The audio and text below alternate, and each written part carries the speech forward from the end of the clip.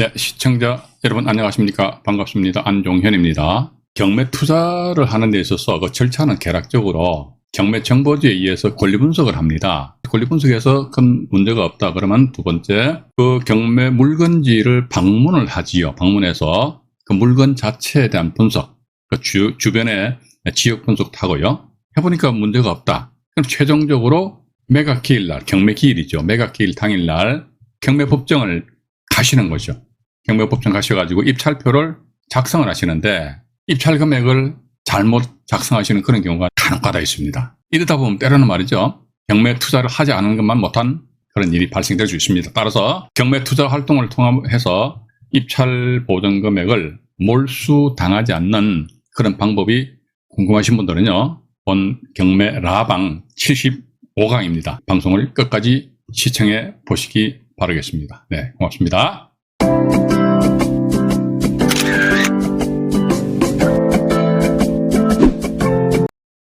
2022년 4월 22일입니다. 금요일이네요. 경매 라방 75강입니다. 생생경매 234조이고요.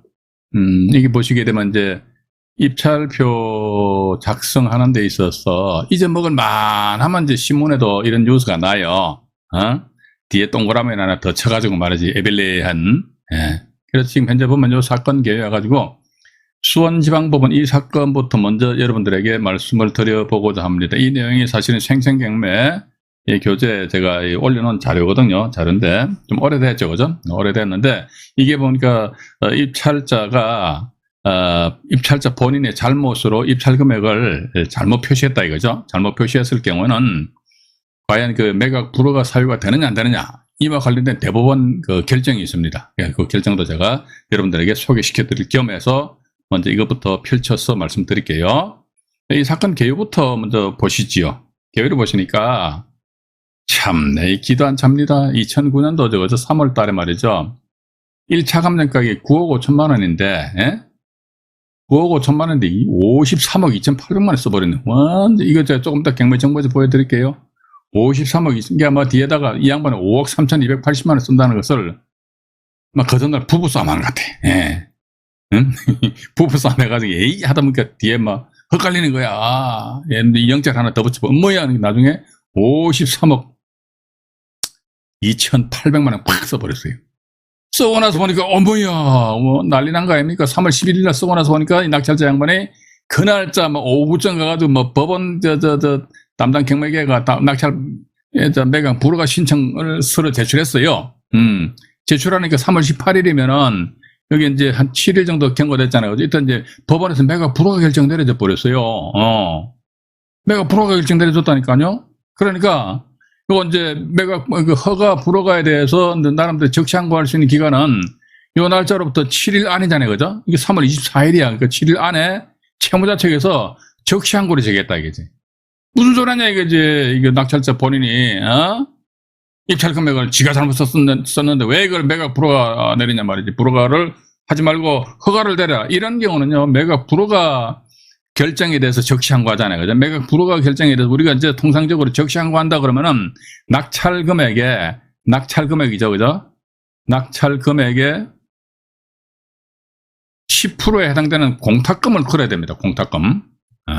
현찰로 걸어야 돼요, 공탁금을. 그러면은 와, 53억 2,800만 원의 10% 같으면 얼마야? 5억 3,200. 그건 아닙니다. 매각 허가 결정에 대해서 적시항고할 경우는 공탁금 걸어야 되는데, 매각 불허가 결정 있잖아요, 그죠? 불허가 결정에 대해서 적시항고하잖아요. 공탁금 안 겁니다.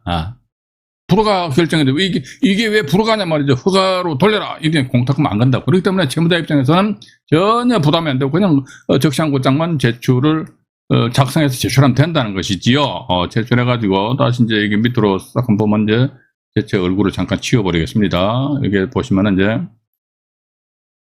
채무자가 이제 적시항고 했습니다. 적시항고하니까 이제 그 수원지방법원 이제 원심 결정이죠. 원심 결정에서는 야, 채무자 당신이 적시항고 웃기는 소리 하지 마라. 이거는 이게 이제 경매법원에서 매각 불허가 결정 내렸거든요. 따라서 이게 경매법원의 매각 불허가 결정은 타당한 거예요. 이 사람은 무슨 쓸데없는 소리라고 앉아있어 해서 이 채무자의 적시항고를 해서 기각 결정 내려버렸어요. 기각 결정 내리니까 이 양반이 또 열받아가지고 이제 대법원에도 재항고를 해버렸어.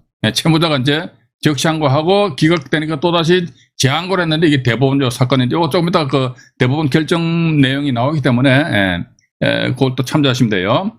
여기 보시니까 밑에 뭐로 되어 있습니까? 원심 결정을 파기해가지고 다음에 수원지방법원으로 되돌려버려서 이게 대법원의 판사님들 생각은 뭐냐 이게 무슨 소리냐 이게지. 낙찰자 지가 잘못 썼잖아. 막 입찰 금액을 잘못 썼으면 이게 뭐 매각 불허가 사유가 아니야 이 사람. 따라서 이것은 매각 허가 결정 내야 돼. 매각 불허가 아니 매각 허가 결정 내야 돼. 근데 원심 너네들 뭐 쓸데없는 그런 그 이상한 결정 내린다 해가지고 따라서 파기하고 나서 다시 가 해가지고 이제 수원지방법원으로 되돌아섰다. 일단 그렇게 보시면서 이게 보시면 이제 근데 과거에 있잖아요. 이게 입찰자가 입찰 금액을 잘못 표시함으로 인해 가지고 정말로 뭐 1억 쓴다는 것을 뒤에 0을 하나 더 붙여 10억을 써버렸어요. 뭐야 나오잖아요, 그죠?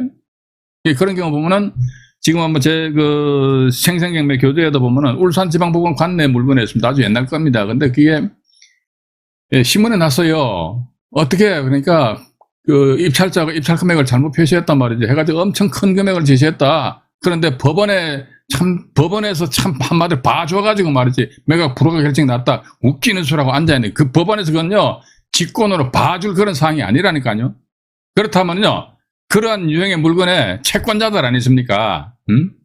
후순위 권리자들 같은 경우는 경매로 자기 채권액을 회수하지 못하는 그런 사람들도 있을 거란 말이죠. 아니면 또 집주인 소유자 입장에서 보면 말이죠. 단돈 10원이라도 아깝잖아요. 그죠?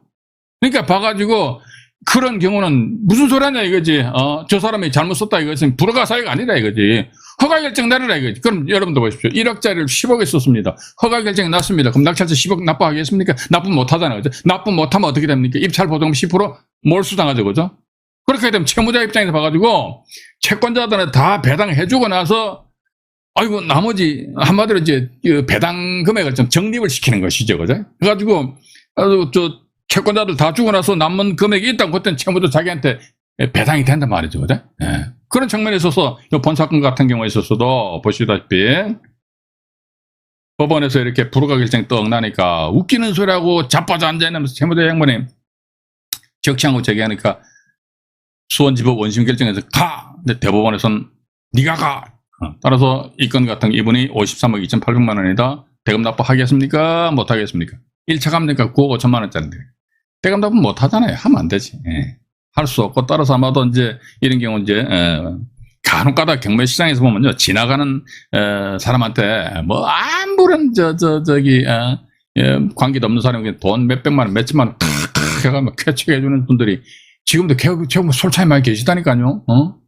그런 주제 또 니 요즘 니 뭐하러 경매한다 이게. 아이고 참네.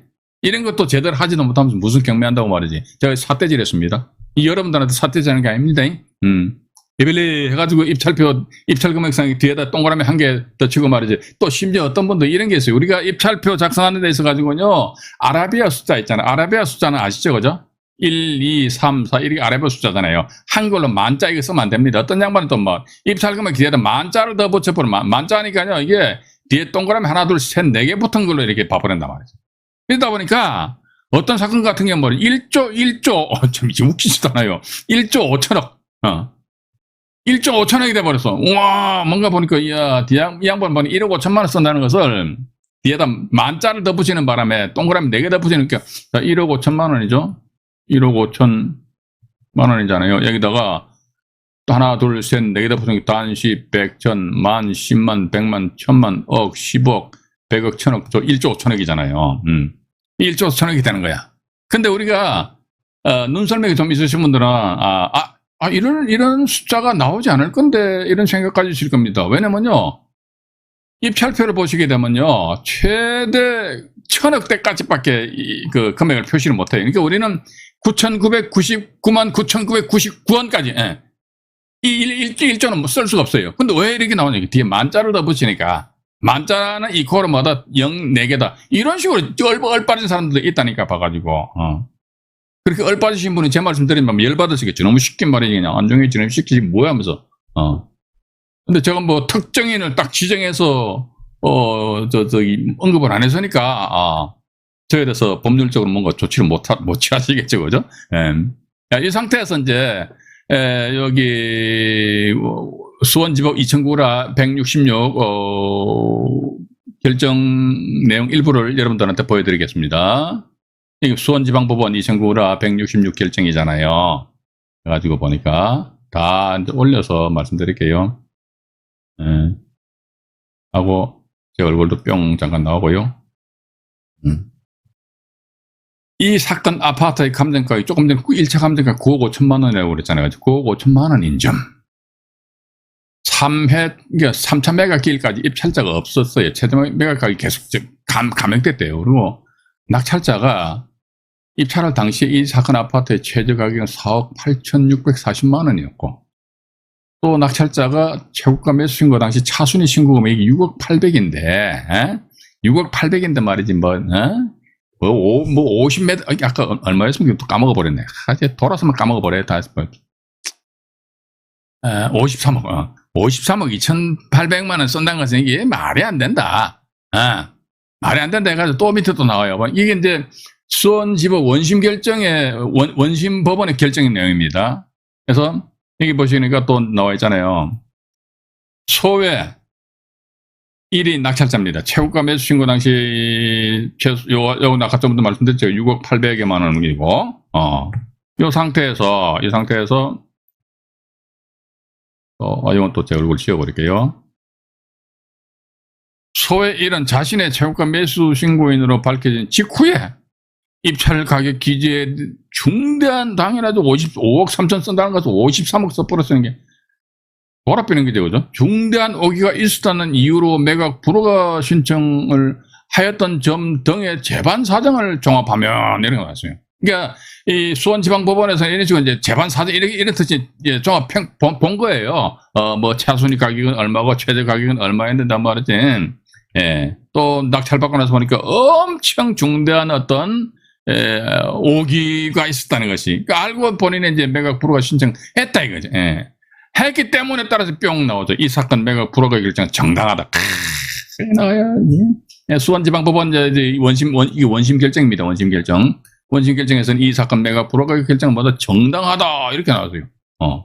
이 결정문 내용을 이제 전부 제가 다 올리진 않았고 일부러 올렸거든요. 그래서 오늘도 이제 이 사건 번호 아시는 분들은 그냥 뭐 이런 게 있구나 이렇게 생각하시고요. 처음 접하시는 분들은 이게 수원지방법원 2009라 166 결정회가 이건 대법원 홈페이지 들어가시면요. 이 결정문 뭡니까? 게재되어 있습니다. 게재되어 있기 때문에 그걸 한번 여러분들 확인해 보시기 바라고요. 그러니까 또 이제 채무자가 열받아가지고 으이씨 해가지고 대법원에 재항고를 해버렸어요. 재항고를 하였다 하는 게 대법원 2009마 2252 결정 나오는 거예요. 그래서 이제 또 보시니까 한번 읽어봐 드릴게요. 최고가 매수인 거예요. 낙찰자들. 착오로. 분명히 자기가 이제 5억 3천 쓴다는 것을 53억 쓴 거 아닙니까? 자신이 본래 기재하려고 한 입찰 금액보다 높은 가격에 제시했대요. 5억 3천을 쓴다는 거 말이지. 53억 써버리면 엄청 높은 가격이죠. 기재를 하였던 것은 이게 매각을 불허할 수 없다고 할 것이다. 이게 대법원 결정입니다. 이게 보면 민지법 121조하고 뭐 124조 1항에 어디에도 해당한 이게 요 121조하고 124조는 매각 불허가와 관련된 겁니다. 매각 불허가 전부 다 보면 매각 허가에 대한 이의 사유 신청하고요. 이 신청 사유하고 매각 불허가 이렇게 나오지 않습니까? 근데 121조하고 124조 1항을 보니까 어디에를 찾아봐도 이건 입찰자 본인이 잘못해가지고 입찰표를 잘못 기재했다. 이것은 매각 불허가 사유에 해당이 안 된다 이거지. 불허가를 할 수 없다. 불허가 할 수 없다는 건 뭡니까? 그리고 뭐 허가 결정 내렸다는 거 아닙니까? 불허가를 할 수 없다? 참 우리나라 말이 어려워요. 자 하나부터 보니까 불허가를 할 수 없다. 그러니까 허가를 내려낸 거죠, 그죠? 허가를 내려라 이렇게 나와 있고요. 여기서 또 이제 밑으로 내려 보니까 제가 이걸 자꾸 왔다 갔다 또 지워버리겠네요. 그럼에도 불구하고 이와 달리 입찰 가격의 기재에 중대한 오기가 있다는 이유로 매각을 불허가한 것이 정당하다고 본 원심 판단이죠. 그죠? 불허가가 정당하다고 본 원심 판단에서는 부동산 경매질서에서 매각 불허가 사유에 대한 법리를 오해를 했대요. 오해해서 결정에 영향을 미치는 잘못이 있었다. 이 점을 지적하는 재항고, 저 채무자입니다. 재항고 이후의 주장은 이유가 있다. 그러니까 원심 결정에서는 불허가인데 대법원 올라가니까 아니야. 이것은 불허가가 아니고 허가 결정 사유야. 이런 식으로. 따라서 이제 이게 특히 저는 그렇게 봅니다. 채권자분들 아니습니까? 경매 신청 경매 신청하신 채권자분들이나 아니면은 경매가 진행되는 그 부동산의 채권자들 입장에서 보면요. 특히 이제 가압류권자들 같은 경우는 어떤 면에서 보면 자기네들 채권액을 이런 땡전 한 푼도 회수하지 못하는 그런 경우가 이제 있을 수도 있거든요. 단 1원짜리 한 장이라도 되게 아쉬운 그런 상황이란 말이죠. 그런데 그렇다면 내가 가압류를 해놓은 내가 아니면 저당권을 설정했는 그 부동산에 경매가 넘어왔다 이거지. 경매가 넘어왔다면 내가 예의주시해가지고 봐야 될 거 아닙니까? 보는데 봐라 저 사람 보니까 1억짜리를 10억 써버렸네. 야 요거 봐라 법원에서 과연 어떤 식으로 조치를 하는가 딱 째려보다 이거죠. 채권자 입장에서 봐가지고 1억짜리를 10억 썼다 이제 동그라미에 덧쳐가지고 그런데 보니까 법원에서는 불허가 결정했다. 이랬을 적에는 제가 조금 전에 말씀드렸죠. 매각 불허가 결정에 대해서 적시항고를 제기한다 했던 공탁금 안 걸어요. 이런 땡전 한 푼도 공탁금 안 걸고 무슨 소리 하냐. 그러니까 당신 저 법원에서 말이죠. 대법원 2252 결정 이 사건을 모르냐 이 무식한 이렇게 욕을 하면 안 되겠죠. 그죠? 모르냐 이런 식으로 하면서 불허가인데 이거 허가로 돌려라 그러면 당착빵 이거 허가 결정으로 돌립니다. 자 돌린다 그럼 결과론적으로 뭐다 1억짜리를 10억으로 썼다고 그 사람이 어쨌든 입찰 보증 금액은 당일날 경매 기일 당일날 최저 가격의 10%잖아요. 10% 법원에다 이제 납부를 한단 말이죠. 10% 납부를 하는데 봐가지고 본인이 1억 쓸 걸 10억을 써버렸네. 그럼 대금 납부 못 하잖아요. 그죠? 대금 납부 못하면 법원에 보관하고 있는 그 입찰 보증 금액은 아까도 말씀드렸습니다. 배당재단에 기속이 돼버립니다. 배당재단에 기속이 됨으로 인해가지고 당해 경매 진행 부동산의 채권자들한테 순위에 의해서 순차적으로 배분이 되기 때문에 따라서 경매 사건에서 채권자들 입장에서 보면 그냥 막 방치시키면 안 된다는 거. 근데 제가 경매 정보를 천천히 보니까요. 채권자들이 보니까 채권 관리 잘 안 하는 것 같아. 저 같은 경우는 한 30여 년 전에 사회생활 하면서 그 회사에서 이제 법무팀인가 있었어요. 그래서 채권 관리 업무를 상당히 많이 했습니다. 하나하나 깔까지 추적해서 이제 채권 해소하곤 했거든요. 그래서 일반 이 영상 보시는 분들 중에서 특히 기업체 안 그랬으면 맨날 생산 열심히 해가지고 판매해가지고 돈 많이 벌면 말 건데 뒤로 돌아서가 돈 질질 쐬버리면 아무런 의미가 없어요. 채권 관리 이거 철저하게 잘 하셔야 됩니다. 일단 그렇게 보시면서요. 그래서 이 사건 관련해가지고 이제 제가 경매 정보지를 우리 회원님들이 아니죠. 시청자 여러분들이시죠. 보여드리도록 하겠습니다. 여기 보시게 되면 이제 이 사건, 조금 전에 말씀드린 게 이 사건입니다. 이 사건인데, 여기 보면은, 이것도 보시면요. 저 위에다 적어 놨습니까? 이게, 한국일보 2010년 3월 3일자 기사 사건입니다. 한국일보 해가지고 검색을 제가 당시 검색해서 아파트 하니까 이 사건과 관련된 기사가 떠요. 그래서 지금 현재 대법원 조금 전에 말씀드렸죠. 2009마 2252 결정. 또 수원 2009라 166. 그러니까 2010년 2월 16일 대법원은 원심 결정을 파기해서 환송해 버렸다더라. 여기 나와 있잖아요. 얼마입니까? 53억 2,800만 원이죠. 710%입니다. 그러니까 이번에 보니까 3,000메가킬라 해가지고 최저 가격이 4억 8,640만 원이잖아요. 여기서 이제 5억 3,280만 원 쓴다는 것은 이 날짜 입찰자 몇 명이 16명이네, 16명. 5억 3,280만 원 쓴다는 것을 으악 하다 보니까 나도 모르게 입찰부상의 입찰 금액에 뒤에 동그라미 하나 착 붙여보네요. 경매 투자하다 보면 경매법정서 보면 참 재밌는 사람들 많아요.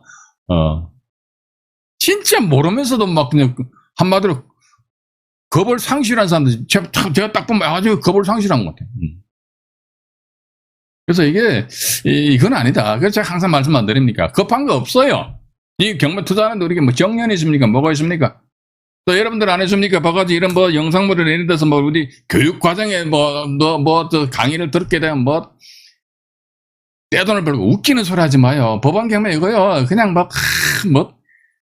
뭡니까? 로또 아닙니다. 봐가지고 이게 떼돈 버는 그런 상황이 아니라니까. 내가 잘못하면 돈 까먹는다니까. 돈 벌려고 내가 경매 시장에 뛰어들었다. 내가 돈 까먹어 버린다니까. 돈 까먹고요. 돈 까먹고 제가 방송하는 와중에 몇 번 말씀드렸죠. 이혼 당한다니까요, 이혼. 예, 제가 실제 이혼 당하신 분들, 제가 이 방송하는 이 자리에서 제가 상담해 드렸다니까. 한 10여 년 전에 제가 다음에서 카페 운영할 적에 그때 카페 회원분이 저도 별걸 다 상담을 다 해요. 이혼 상담도 하고, 별별 이야기를 다 합니다. 이게 참 안타깝다 그러면서 돌아가는 뒷모습 보면서, 아이고, 그러니 잘하지. 뭐 한다고 그렇게 해가지고 맨날 헐떡헐떡 그런 얘기지, 그죠? 예. 그래서 일단 이 건 같은 경우는 이제 지금 보시니까 밑에 나와 있네요. 뭐 53억 2,800만 원 썼다가 이제 근데 이게 참 이게 재밌는 게 말이죠. 불허가가 난 상태에서 아마 다시 허가 결정이 났겠죠. 그러고 나서 이제 이게 또 신권해가지고 또 9억 5천만 원인데 또 7억 5천만 원을 가격이 조정이 돼버렸죠. 가격이 이게 그 이유는 이건 어떤 식으로 스토리가 전개됐는지 는 제가 확실하게 모르겠습니다. 어쨌든 이 사안에 있어 가지고는 710%의 그 입찰 금액을 쏜 상태에서 그냥 큰 몸부림을 친 그런 상황이다. 근데 낙찰자 입장에서 몸부림을 친다. 이 보십시오. 여러분들 아시십니까? 만약 입찰 보증금 10%잖아요. 그죠? 입찰 보증금 10%다 그러면 만약에 이게 4억 8,640만 원인데 10% 하면 4,864만 원이잖아요. 그죠? 그렇게 되면 채무자 입장에서는 확 그냥 물고 늘어지는 것이지요. 그한 5천만 원 정도 되잖아요. 가만히 놔두면 법원에서 불허가 결정 나면요. 가만히 입 다물고 있죠. 그죠? 그러면 그냥 끝나는 거야. 오는 애한테 젖주잖아요. 그죠? 무슨 소리 하냐 이거지. 이게 허가 결정, 불허가 해놨으니까 53억 2,800만 원에 10%인 5억 3,280만 원 공탁 안 건다 이거죠. 안 걸고 그냥 적시항고, 이런 경우에 있으면 저한테 연락 주십시오. 그럼 제가 그 적시항고장, 이거 제 컴퓨터 본체에 있으니까 그냥 메일로 하나 쏴드릴게. 돈 안 받고, 예. 변호사가 아닌 자가 돈 받고 이런 거 해드리면 변호사법에 걸리니까 저는 변호사가 아니니까 돈 안 받고 제가 해드릴 테니까, 예? 그런 식으로 여러분들이 한번 접근해 보시는 것이 어떻겠는가. 근데 여러분들 이런 실수하시면 안 돼요. 그죠? 이런 실수하시면 안 되고, 밑에는 그냥 뭐 일반적인 권리관계고요. 이 건 뭐 권리관계보다는 조금 전에 수원지방법원 원심 결정하고 대법원 결정을 여러분들한테 소개시켜드리면서 이 사건은 이제 여러분들한테 보여드린다. 일단 그렇게 보시고요. 자, 또 이제 두 번째, 잠깐만 이걸 좀 제가 정리를 하고요. 정리를 하고, 네, 이제 두 번째는 이제 이게, 2019 타경인데요. 이것도 현재 이게 낙찰되고 나서, 최근에 낙찰되고 나서 대금 납부는 아직 안 하신 것 같더라고요. 108,337호. 이것도 아마 제가 지분 경매인데, 저희 채널에다가 이 자료를 올려놨어요. 올려놨는데, 그거는 이제 그 당시에는 한창 경매가 진행 중일 적에 올려놨거든요. 여기서 보시게 되면 토지 건물 지분 매각입니다. 지분 매각인데, 제가 보는 관점에서는 이게 이해 당사자가 아니면 이런 물건 입찰 들어가면 안 됩니다. 요 내용도 제가 나중에, 따로 하나의 영상물로 제작을 할 그런 계획을 잡고 있거든요. 잡고 있는데, 여기 보시게 되면은, 보십시오. 토지 건물 지분 매각이래요. 지분 매각이구나. 지분 매각인데, 이게 10분의 7분이 경매 나왔어. 10분의 7. 10분의 7 지분이 갑니다. 근데, 1차 가격이 12억 6천만 원이잖아요. 그죠? 근데 이거 얼마입니까, 이거? 12억, 126억이네. 1000% 써버려, 1000%, 그죠? 126% 써버렸네. 그러면 12억 6천만 원에 10%면 얼마입니까? 입찰 보증금 이게? 1억 2,600만 원이죠? 1억 2,600만 원 그냥 날리는 거예요. 물론 그렇죠. 봐가지고 안 날리고 뭐 또 다시 어떤 수습을 했을 수도 있겠죠. 아주 옛날에는요. 그런 수습하는 방법이 있었어요. 근데 그건 제가 이런 온라인상에서는 차마 그건 이제 말씀을 못 드리겠습니다. 궁금하신 분들은요. 나중에 코로나 사태 끝나고 나서 소주 한 잔 먹을 적에 삼겹살 집에서 제가 말씀드릴게요. 입찰 들어갔어요. 입찰 보증금 몇 천만 원 팍 넣었습니다. 우와 큰일 났어. 대금 납부도 하긴 뭐하고 말이지. 그럼 대금 납부 안 하면 입찰 보증금 예를 들어가지고 한 5천만 원 날라간다 이거지. 그럼 이게 5천만 원 날라가는 것을 어떻게 확 잡는 방법이 있을까? 있어요. 요즘은 그건 모르겠습니다. 옛날에는 간혹가다 그런 방법을 써서 하긴 했는데, 그러니까 제가 비교적 안 좋은 상황이기 때문에 여기서 온라인상에서 말씀 못 드리겠다는 겁니다. 궁금하시죠? 궁금하시면 빨리 코로나 끝나기를 기도해 주시기 바라겠습니다. 코로나가 빨리 끝나야지 소주 한 잔 먹을 거 아닙니까? 그죠? 그래서 이분 같은 결국은 미납이 됩니다. 미납되니까. 그래서 저도 참 안타까워요. 아마 이분들도 보니까 12억 6천만 원이다. 그러니까 여기 12억 6천만 원을 쓰려고 했던 모양입니다. 이 날짜도 3명이 응찰했잖아요. 3명이 그죠? 제가 볼 적에는요, 12억 6천만 원이 그 1차 가격이잖아요. 근데 3명이 엉찰한 것으로 미루어 봐가지고, 그 중에서 뭐 어떤 분들은 12억 6천만 원 이상으로 가격 제시한 분이 계셨을 거예요. 근데 이 양반 원체 말이지 126억 써버렸으니까, 예를 들어 15억 정도 쓰신 분들 계실 거 아닙니까? 그죠? 이것도 어떻게 보면 민폐를 끼치는 것이고. 근데 저는 그렇게 봅니다. 이 사건 같은 경우는 이게 이 물건과 관련된 이해관계인이 아니면 입찰 들어가서는 안 된다 이거죠. 요거 지금 제가 간단하게 자료를 정리한 게 이걸 제가 여러분들한테 오늘 잠깐 보여드릴게요. 이거 제가 정리한 게 있는데 이게 이 사건입니다. 이건데 잠깐만 기다려 보시기 바랍니다. 대단히 좋습니다. 이게 또 네. 잠깐만요. 이게 또 먹통이 돼버리네요. 네. 잠깐만요. 나와있네. 됐습니다. 이게 지금 보면 조금 전에 보여드린 그 사건이거든요. 그 사건인데,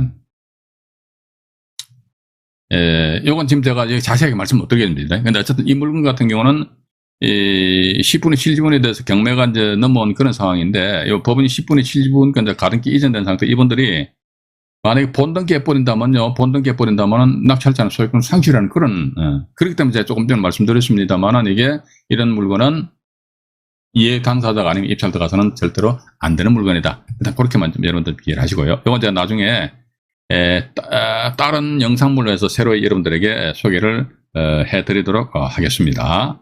하고요. 일단 요 사건도 보니까 뭐 1억 2,600만 원째 확 떡을 그냥 떡 잘들 사잡수신다니까. 뭐 떡을 또 1억 2,600만 원이니까 1억 2,600이라는 건 사실 또 그래요. 법이 어떻게 보면 법에서는 그렇게 몰수한다고 그랬는데 이게 좀 몰수한다는 것 자체가 조금 어떻게 보면은 뭡니까 좀 냉정하다라는 그런 생각을 가져요. 뭐 저기 입찰표상의 금액을 잘못 표시했는데 말이야 그거 가지고 어떻게 몰수를 하냐? 근데 법이 그렇게 되어 있으니까 또 이게 어쩔 수 없는 거 아닙니까? 그래서 일단 그렇게 보시고요. 자, 이제 지금부터는 말이죠. 이제 입찰, 이거부터 먼저 말씀드리고 나서 2부에서, 입찰 실수한 사례를 이제 여러분들한테 몇 개를 보여드릴게요. 보여드리는데, 여기 지금 현재 보시면은, 지금 컴퓨터가, 이 입찰표잖아요. 그죠? 입찰표 해가지고, 좀 더 확대를 해볼게요. 입찰표 해가지고요. 제 컴퓨터가 완전히 맛이 간 것 같아요. 엄청 버퍼링이 많이 일납니다. 이게 기일 입찰표인데요. 여기에 대해서 뭐 입찰표 작성 요령에 대해서는 유튜브 상에서 우리 다른 채널에서도 많이들 언급을 해 놓으셨더라고요. 그래서 여기는 제가 언급을 안 하고요. 그러면 제가 조금 전에 말씀 안 드렸습니까? 입찰표 작성하는데 뒤에 영자 동그라미로 인해 가지고 나의 정말로 알토란 같은 입찰 보전 금액을 몰수당하지 않는 방법은 뭐냐? 방법은 여기에 있습니다. 돈표하십니다. 돈표. 여기 이제 보니까 좌측이 입찰 가격이고 우측이 보전 금액이잖아요. 그죠? 어떤 양반들은 입찰 금액하고 보전 금액이 막 거꾸로 쓴 사람도 있어요. 사람은 이상해 봐가지고 그런 정신의 소유자라면요 낙찰받았다 치더라도 명도할 적에는 어떻게 하겠어요? 봐가지고 가가 똥오줌 싸고 쌩 난리질 거 아니에요. 맞잖아요, 그죠? 그러니까 봐가지고 입찰 가격 난에다가 보증금액 쓰고 보증금액 난에다 입찰금액 쓰고 이런 사람도 있다니까요. 제발 그러지 마시고 제가 이런 말씀 드리면 대단히 송구스럽습니다. 세월 좀 먹지 않아요, 그죠? 세월이 좀 먹습니까? 아니잖아요, 그죠? 급한 건 내가 급한 거지 세상은 절대로 안 급하다 저는 그렇게 보고 있습니다. 그래서 입찰 가격하고 보증금액 나와 있지 않습니까? 그럼 예를 들어가지고 이 날짜에 그 최저 매각 가격이 만약에 3억이다. 그죠? 3억이다. 그러면 입찰 보전 금액은 3억의 10%에 얼마입니까? 3천만 원이죠. 그죠? 3천만 원이잖아요. 그럼 여기 천만 단위죠. 그죠? 앞에 억 단위에 돈표 쓰라니까 돈표요. 3. 그럼 뒤에 뭐 숫자 시할 필요도 없어요. 3 땡땡땡 나오잖아요. 이게 이렇게 나오잖아요. 이렇게. 그죠? 끝나잖아요. 그러면 내가 이 날짜 최저가 3억이네. 그럼 내가 얼마 쓰지? 3억 5천 쓰고 싶다 하면 억 단위 그 다음에 10억 단위잖아요. 그 앞에 돈표 써요. 그러면 3억 얼마 씁니까? 3억 5천만 원. 이렇게 쓰면 된다는 게 이렇게 이게 어려워요. 이게 어려워요. 이게 깝깝한 사람도 많아요, 봐가지고. 그죠? 안종현 경매TV를 보시는 시청자 여러분들은 이런 분들이 한 분도 안 계세요. 안종현 경매TV 채널을 안 보시는 분들은 이런 사람도 나온다니까, 봐가지고. 왜냐? 다른 데 가서 막 보니까 막 경매하면 무슨 도깨비 방망이처럼 말이지. 그냥 갑자기 신데렐라처럼 말이야. 와, 신분 상승 있고 변화가 있다. 웃기는 소리 하지 마요. 봐가 자칫 잘못하면 쪽박 차고 말이야. 피똥 싼다니까. 그런 현실 자체를 우리 똑바로 알고 법원 경매에 정말로 뭡니까? 주도 면밀하게 접근하셔야 된다. 저는 그렇게 보고 있습니다. 그래서 이제 제가 말씀드렸죠. 입찰표 좌측은 입찰 가격이고 우측은 보증금액이다. 그럼 내가 쓰는 금액이 억 단위다가 10억 단위다가 10억 단위에다가 돈표 쓰고 입찰 보증금이 1,000만 원이지. 그럼 억 단위에다가 돈표 써버려. 그러면은 내가 이 상태에 동그라미를 더 치고 싶어도 칠 수 있다 없다? 없잖아요. 그죠? 근데 제발 부탁드려요. 이게 또 만자를 써는, 이게 아까 말씀드린, 이게 또 뉴스에 난 사건이에요. 만자를 쓰니까 뒤에 동그라미 하나, 둘, 셋, 네 개 붙여버린다니까. 이런, 그거는 하지 말고, 그죠? 여기 보시면은, 보면, 5번을 보십시오. 5번. 특히 이제 입찰 가격은 수정할 수 없대요. 왜 수정 못하는 거 따지지 말아요. 법원에서 이렇게 작성해놨으니까 그대로 가라고. 그죠? 이런 거에서 괜히 따진 사람이 있다고. 그거 왜 따지냐고. 입찰 가격은 수정할 수 없으므로 수정을 요하는 때는 쇠용지를 사용하시면 쇠술은 어떻게 합니까? 쇠술은 쇠부대에 담그라 이런 말이 있잖아요. 그죠? 쇠술은 쇠부대에 담그시는 것이 좋다. 따라서 어떻게 한다 하더라. 예를 들자면 이런 것도 아니십니까? 뭐 어떻게 한다 이렇게. 예를 들어가 내가 이거 아까 저 입찰 최저 가격이 3억인데 내가 3억 5천 쓴다 이거지. 그러면 앞에 돈표 쓰고 이제 3억 5천 했다가 야, 이 날짜 법원 분위기 보니까 야, 안 되겠어. 4억 써야지 해가지고 찍 긋고 도장 찍 찍고 자기 도장 찍잖아요. 그죠? 4억 쓴다. 이런 짓거리 하지 마시라는 거예요. 예. 내가 잘못 썼으면 확 찢어버리고 나서 이게 경매법정에 앞에 가시면 되면 저기 입찰표 나눠주는 사람들이 있어요. 집행관 보조 젊은 양반들 아니십니까? 그죠? 그 앉아있는 판사 아닙니다. 나이 많으신 분들 집행관이 근데 어떤 무식한 사람들은 판사님이 경매법정에서 판사가 할 일 없어요 봐가지고 경매법정에서 경매를 진행시키게 봐가지고 그래서 일단 쇠술은 쇠부대에 담그시라는 그런 말씀을 드려보면서요. 그 다음에 일단 여기서는 제가 1부 방송 마치고 그 다음에 2부 방송에서 화면을 정리해가지고 여러분들 만나 뵙도록 하겠습니다. 1부 방송 마치도록 하겠습니다.